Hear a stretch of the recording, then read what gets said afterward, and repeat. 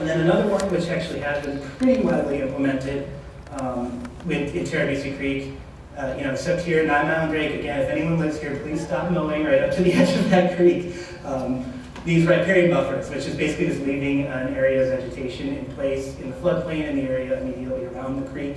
The roots of the vegetation help stabilize the stream bank. They help slow down and uptake runoff overland, and they also provide habitat in stream by providing shade and cover.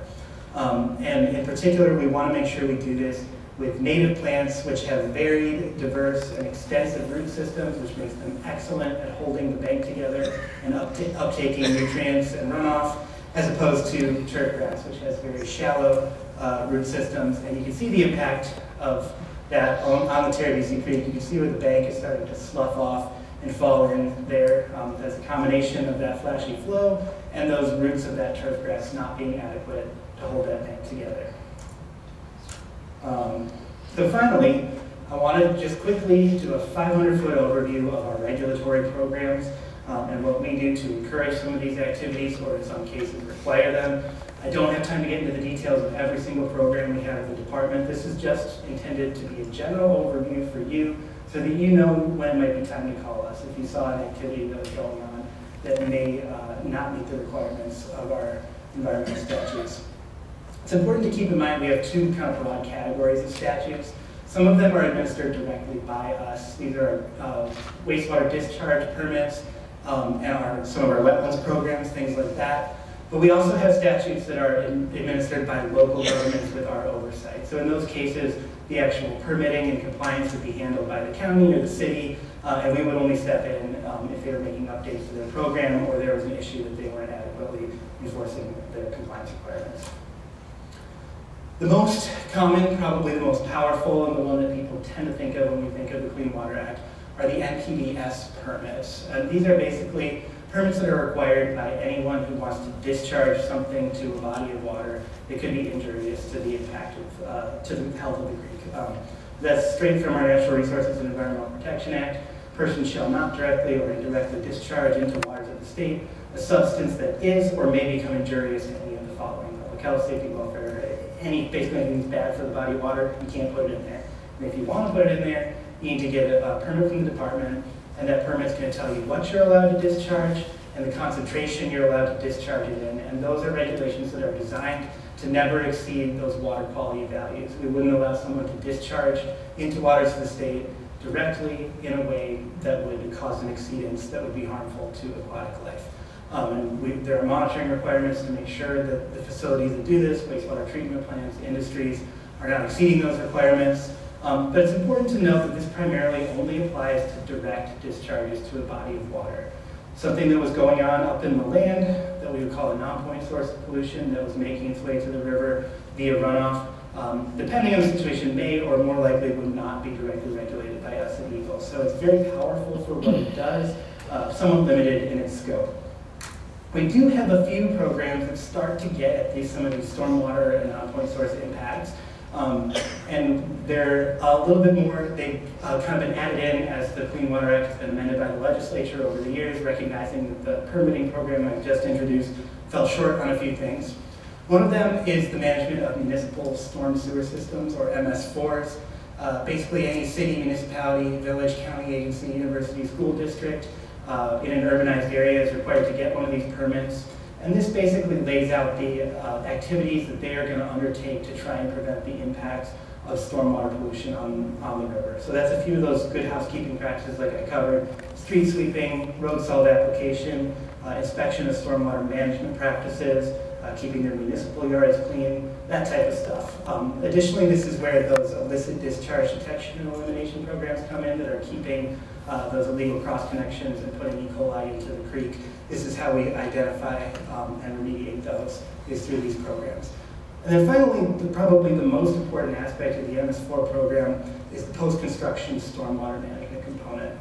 And this is one of those components that is administered by the local agency, typically the county, but in some cases the city. And basically what this says, if you are developing a new property or redeveloping an existing site, and you're going to have an impact that disturbs over 1 acre of land, you need to put some kind of stormwater management practice in place. In most cases, what's easiest and most cost-effective for developers are wet detention ponds. That's why anytime you see a new subdivision being built, since the 90s when these regulations went into place, usually has a big detention pond associated with it. But there are also alternative things that can help meet requirements. One example would be underground detention structures, like this storm sewer system here. That's actually going to go underneath a parking lot. And so water will go into a catch basin, but it will stay in these structures and be detained long enough before it can be released back into the creek at a more appropriate rate. And then finally, probably the most preferred option is infiltration practices like rain gardens and bioretention, where we're actually putting water into the ground. These aren't as common as like the wet detention, mostly because you need a lot of space in order to get the required volume of water. But wherever it's possible and feasible, we do encourage it. The statutes don't require it. And the important thing to remember about all these standards is that most of them are designed around not making the condition worse, right? You're developing a new site. We don't want that hydrograph to get any higher. We want you to manage all of the new stormwater runoff that you're going to generate as a result of your development. What we don't have are restorative or retroactive requirements. We can't ask you to go back and capture stormwater on your site that was built prior to these requirements being in place, or we can't ask you to capture a higher volume of stormwater than would be required by the permit. It'd be great if you did. We certainly encourage the voluntary activities to do it. There's just nothing in the statute that requires that. And that's a common theme for most of these environmental regulations, is they're around not making the problem worse, but in most cases the statutes don't allow us to go beyond that.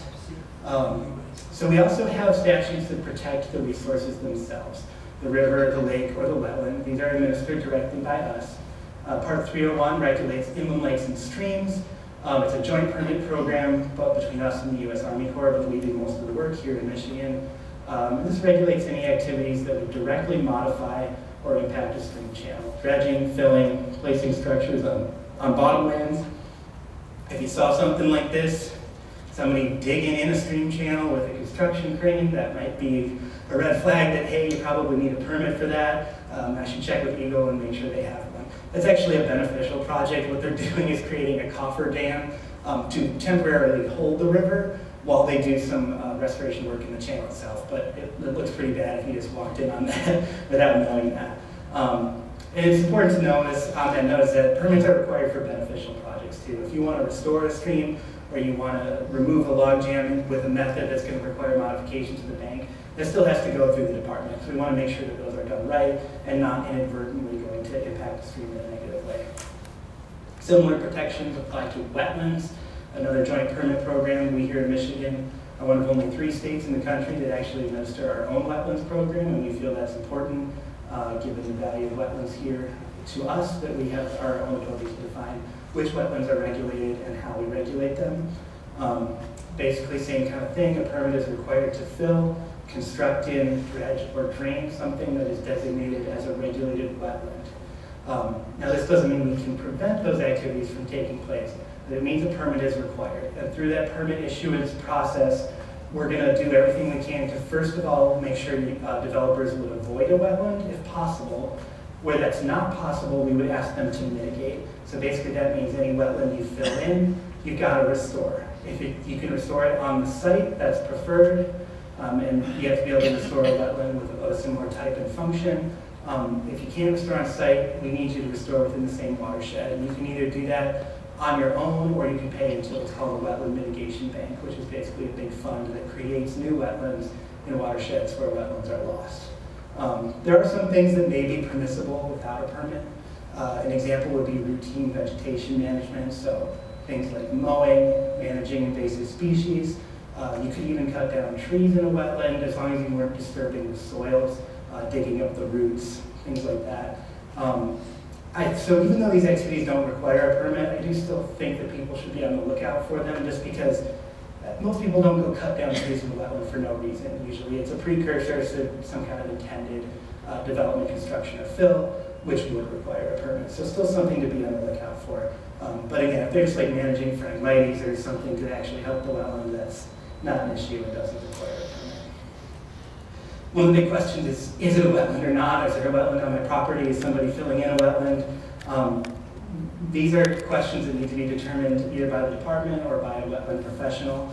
And when we look at that, we look at essentially three key factors, which are the soils, the vegetation, and the presence and absence of water. So first of all, for water, a wetland is defined as an area that has standing water at the surface for at least part of the year. So just because there isn't water there doesn't necessarily mean it isn't a wetland.